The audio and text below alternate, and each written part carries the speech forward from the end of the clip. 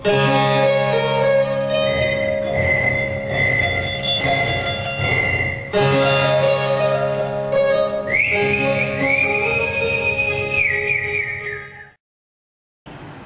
siang semuanya. Ya, terima kasih buat Felix Brawijaya dengan sudah berkenan mengundang saya sebagai speaker di hari ini. Dan senang banget bisa sharing hari ini. Saya akan berbicara tentang networking. Karena saya percaya bahwa di balik kesuksesan saya sebagai seorang putri Indonesia dan sebagai Aidya Musma Putri, banyak orang-orang yang membantu saya. Dan sebenarnya apa sih menurut kalian networking itu? Mungkin di bayangan kalian nih udah terbayang networking itu kayak yang orang-orang bisnis pada kumpul pakai jas-jas yang keren, atau ketika kita ketemu orang-orang korporat, ketemu orang-orang penting. Sebenarnya banyak hal yang bisa kita bahas tentang networking, nggak hanya itu aja. So before I explain about what exactly networking, how to build and maintain a network, kita harus tahu nih pentingnya apa sih networking itu. Saya ambil satu contoh, yaitu pasti tahu kan seorang Mary Riana yang dia struggle dan akhirnya bisa sukses di luar negeri. Saya terinspirasi dengan kisah Mary Riana di mana dia sangat bekerja keras untuk mencari pekerjaan, membiayai hidupnya di Singapura pada saat itu, dan susah sekali untuk mencari bantuan dengan kondisi kita tidak mempunyai keluarga, kita tidak mempunyai modal, uang tidak ada sama sekali. Dan dia berusaha untuk mencari temannya, mencari kenalan baru, mencari orang-orang yang kiranya bisa membantu dia. Dan suatu ketika dia bertemu dengan seorang ibu yang lagi kesusahan membawa, dia lagi susah membawa belanjaan kalau nggak salah waktu itu. Kemudian dia membantu dengan senang hati. Nggak ada percakapan yang berkelanjutan setelah itu dalam waktu dekat. Tapi beberapa tahun kemudian, ketika seorang Meriana membutuhkan bantuan, posisinya dia sudah bekerja di sebuah perusahaan asuransi di Singapura pada waktu itu. Ternyata dia bertemu dengan ibu ini lagi, dan ibu ini merupakan salah satu orang yang membuat Meriana bisa sukses hingga sekarang.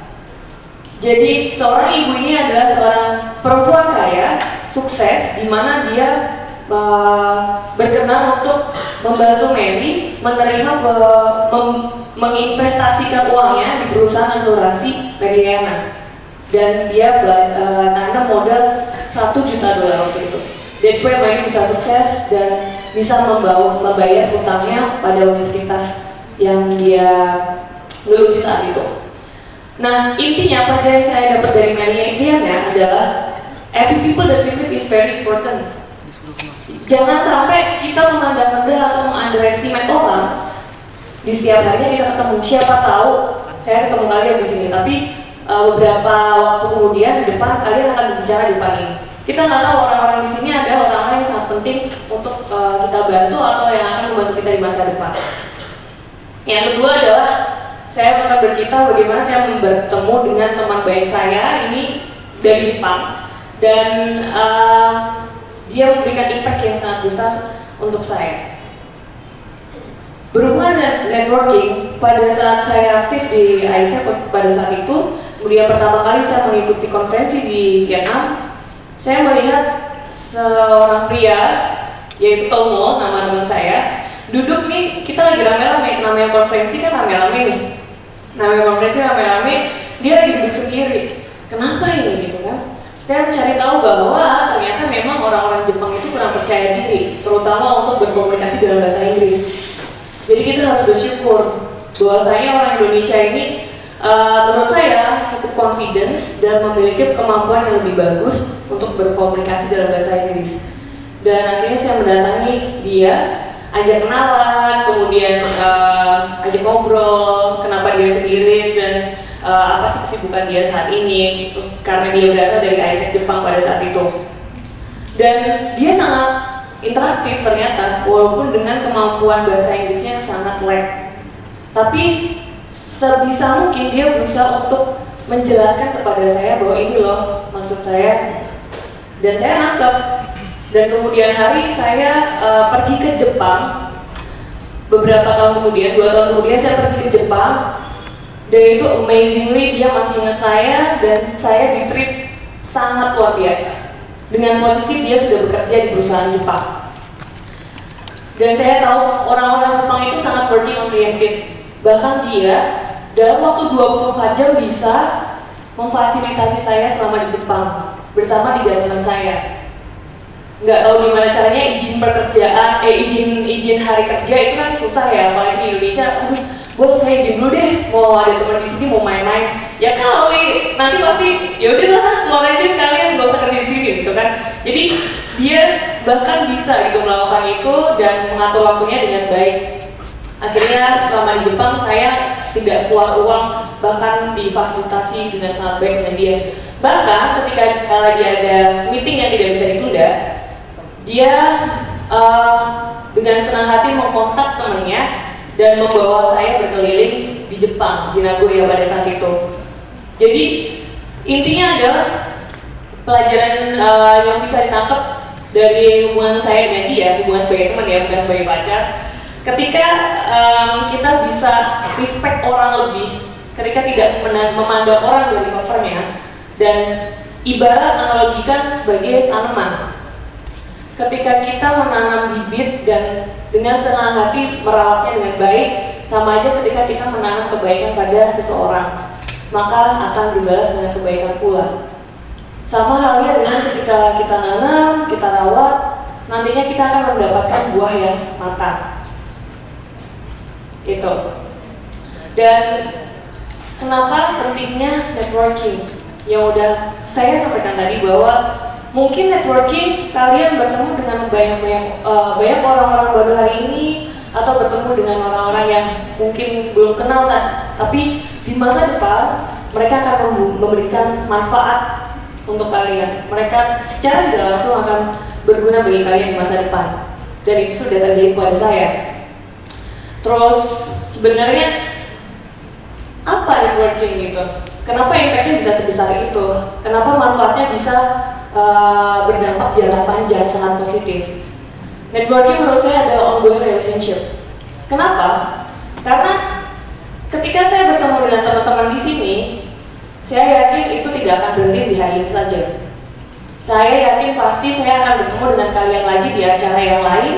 Mungkin saja kita akan berkolaborasi bersama, atau mungkin saja saya akan melihat teman-teman yang ada di sini perform di TEDx Brawijaya, dan saya diundang sebagai penonton, hadir sebagai penonton. So the point is, sama halnya saya analogikan nih, karena banyak anak-anak muda di sini, analoginya kayak kita lagi pacaran. Ya, ada yang datang sama pacarnya di sini. Jadi analoginya ibarat pacaran, networking tuh kayak kita menjalin hubungan dengan lawan jenis kita. Kok bisa sih? Ini saya buat permodelan saya sendiri. Jadi ketika pacaran, ketika kita naksir sama seseorang lawan jenis kita, pertama pasti kita pengen kenalan dong. Ih, ini cantik atau ini ganteng, good looking nih, kayak gitu. Dan mulailah kenalan itu terjadi.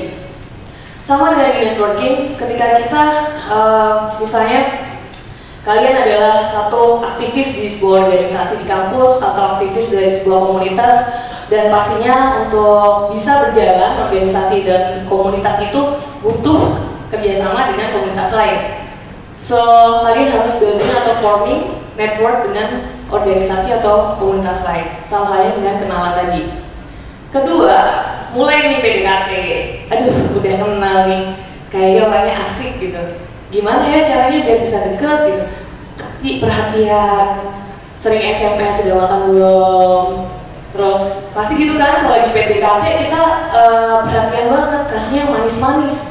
Kalau yang pas udah pacaran nggak tahu deh. Jadi ketika PDKT itu kan semuanya sweet banget ya, nggak ada yang nggak sweet. Pasti orang-orang kasih perhatian lebih ke kita.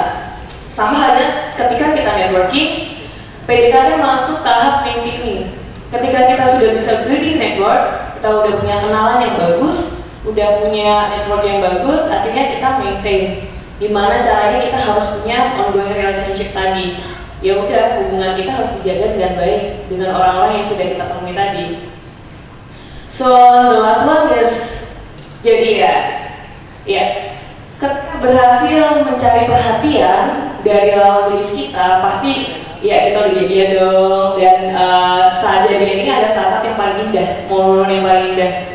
Sama halnya kalau di networking, ketika kita berkolaborasi, kita contohnya kalau orang-orang bisnis atau orang-orang yang sudah kerja, mereka tidak hanya sekedar ketemu, kenal, that's it gitu, tapi mereka ingin melakukan atau membuahkan hasil ketika berhubungan dengan orang lain. Apalagi orang-orang marketing, orang-orang sales, networking itu hal yang sangat penting untuk berkolaborasi bersama, bisa dalam banyak hal. Di mahasiswa atau di kampus pun juga itu hal yang sangat penting, karena sesama mahasiswa pasti akan saling membantu di kemudian hari. So, the most important things in networking tidak hanya seberapa banyak orang yang kalian kenal, tapi berapa banyak orang yang mengenal kalian. Nah, setelah ini aku akan share gimana, berbagi tips bagaimana sih untuk bisa membangun networking yang baik dan gimana bisa maintain komunikasi dan maintaining network dengan baik. Kita mulai dengan how to building network. Pertama, attitude is the most important things. Karena teman saya pernah bilang sama saya, ada dua hal yang paling penting di dunia ini.